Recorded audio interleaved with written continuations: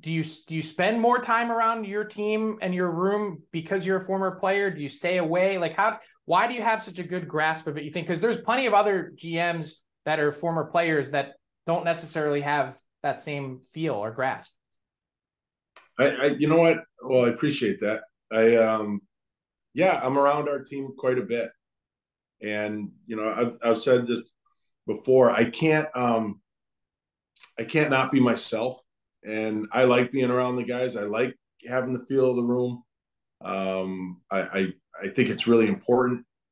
You mentioned Revo, and there was something missing around the room at that point in time, and it was it was an energy thing. It was a swagger thing that our kind of level had dropped down, and we just really needed a guy like that could kind of just exude this great confidence and swagger, and that was kind of behind that. So yeah, just being around is really important to me, and just kind of having the feel. I mean, I'm not sitting in there every day hanging out with players. It's definitely not the case, but it's good to be around and just kind of get that feel.